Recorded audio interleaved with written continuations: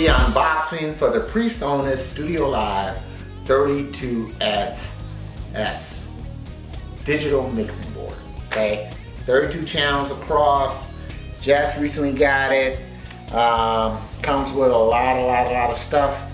As you know, it's got that D.I.Y mode on it that supports, I believe, their own Studio One. It supports Logic Pro X. I think it supports Pro Tools. I'm not sure if it supports anything else, but to be honest with you, I was just worried about it supporting Logic Pro X, which I found out that it does do that. So, and in addition to that, from what I understand, the difference between the 32S and like the last StudioLive 32 3 series is that the 32S, you get 64 inputs and outputs via USB to your computer. So also serves as a sound card for the computer. It's also got like a smart card on it, and SD card, on it, and that means that you can record directly to the SD card. Now you can do a multi-track recording to the SD card, do a 2-track recording, whatever you want to do, and it has that whole capture mode, and then that works seamlessly with PreSonus's StudioLive software. So that means that if you did a multi-track recording, you can bring that right up into StudioLive and start working with it. So it's got a whole bunch of features. Now I'm moving from the Behringer X32. I had the X32 back in 2013, and so I've had it almost 7 years, somewhere up in there. And chiefly the reason why I'm doing it is because of the integration between the D.I.Y and this board. The Behringer had it to some degree, but with this particular board, meaning the PreSonus board, all 32 channels will show up in Logic Pro. It'll give me more of a hands-on approach with that. So I'm looking forward to that aspect of it. So anyway, I got this from Sweetwater. It was a demo, and I couldn't resist it because I've been looking at this board since it's come out. I even looked at the 3 series. And so I've been stalking this board probably for 3 or 4 years. And finally, they had it at a price point that I just could not resist. I'm gonna offer you a deal you can't refuse. And it wasn't a deal of death. As much as the deal was about $600 off what would have been the normal price of this board had I bought it brand new. So it's like I just had to jump on it. So this is a demo version. Got it from Sweetwater Sound. You always have great stuff there. So no further ado, I'm gonna get ready to get going with the unboxing. The software works with both Mac and PC. I think that's almost like people are used to that now. You can see demo there. Seems like it was pretty securely packed by, must say so myself, Sweetwater with the usual stuff. Here.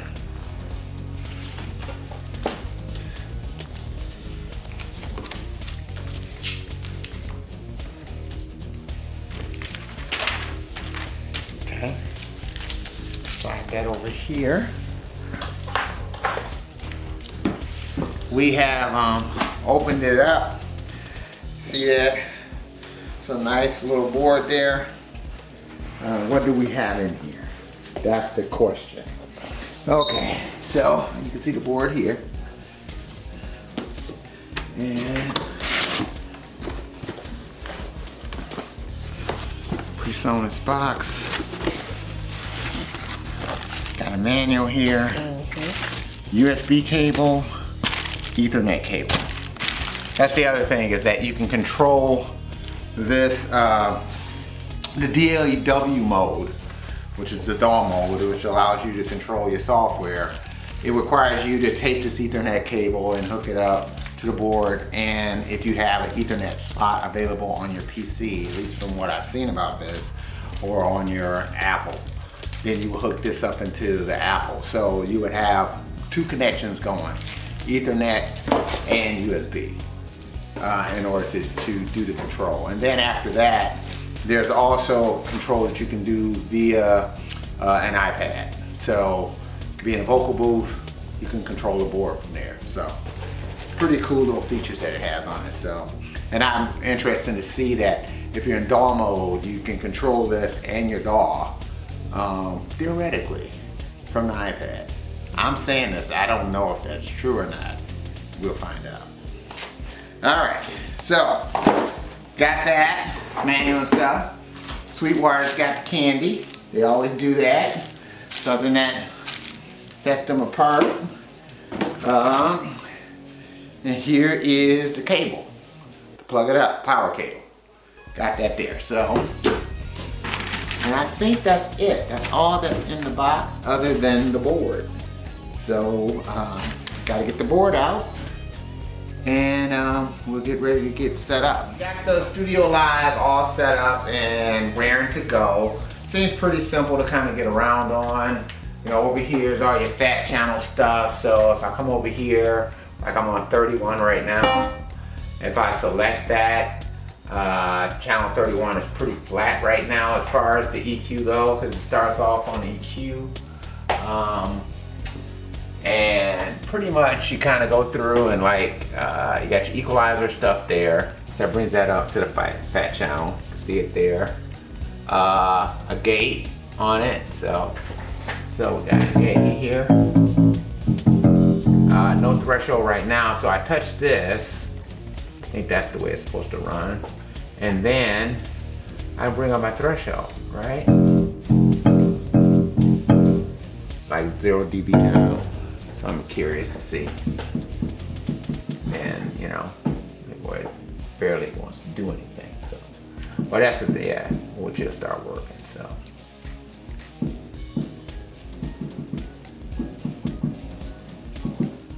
So, seems pretty simple to kind of get around on,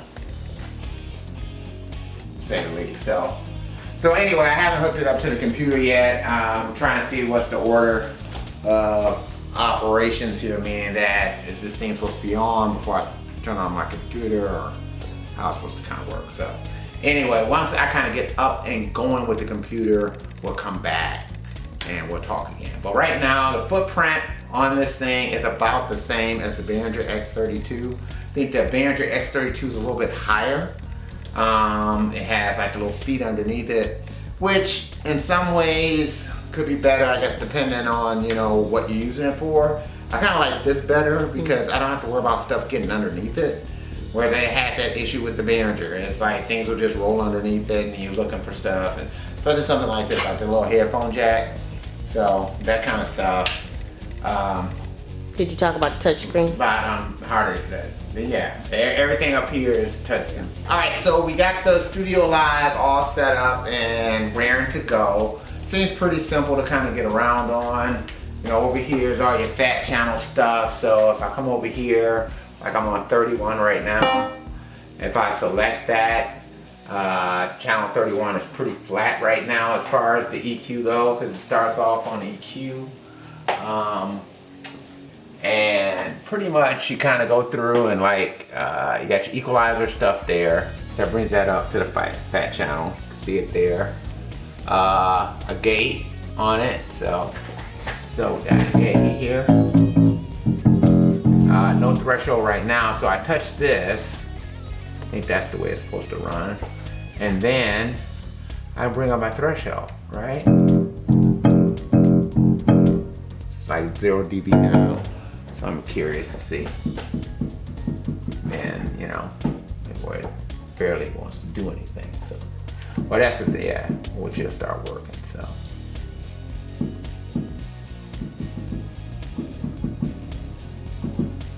So, seems pretty simple to kind of get around on, say the least. So anyway, I haven't hooked it up to the computer yet. I'm trying to see what's the order of operations here, meaning that is this thing supposed to be on before I turn on my computer, or how it's supposed to kind of work. So Anyway, once I kind of get up and going with the computer, we'll come back and we'll talk again. But right now, the footprint on this thing is about the same as the Behringer X32. I think the Behringer X32 is a little bit higher. It has like the little feet underneath it, which in some ways could be better, I guess, depending on, you know, what you're using it for. I kind of like this better because I don't have to worry about stuff getting underneath it. Whereas I had that issue with the Behringer. It's like things will just roll underneath it and you're looking for stuff. And especially something like this, like the little headphone jack. So that kind of stuff.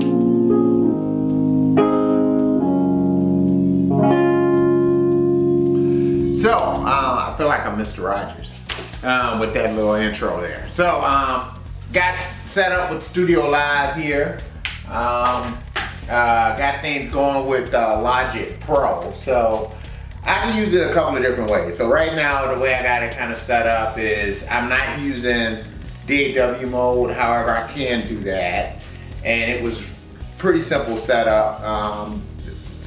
PreSonus put out a video. It's about a 7-minute video. It's on YouTube. It goes through how to set up the StudioLive 32 with Logic, and it works easily. A very simple setup. But even if you're not in D.I.Y mode, at least I found that I can still control the transport from my mixer. So right now, just playing some raw tracks that I have here on Logic, and I'm just showing you the way that runs. There's another thing you need to understand too. It's like when you get your board, solo mode doesn't work how a solo would normally work. So it's like when I first got the board, I'm just kind of putting things up, and I went to solo, and nothing was, you know, it wasn't soloing. The mutes worked, but it wasn't really soloing. So I again went out to YouTube, and Joe Gilder, Home Studio something, he had a video out there that dealt with this, and I thought it was well, I didn't think it was extremely helpful because once I had that, I was able to just get this to work with soloing things. So I got my drums, I got them assigned someplace else. That's why they're not really working with that. But I'm soloing some congos and a shaker right now, and so that's kind of working that way. There are a couple other things that I'm kind of working through. So on this board, again, you have for your USB, you got 64 in and 64 out, right? And so I'm wondering, how do I get the 64 out? Like, do I double those up on channels or something like that if I'm bringing them back through the board? So, and maybe it's a thing where I could probably assign them someplace else or something. I'm not sure. So that's something I'm trying to figure that one out as to how that would actually run. Everything else is pretty much right in front of you. So I'm transitioning from the Behringer X32 to the StudioLive 32S. So really it's been very easy for me because the manual is very non-existent.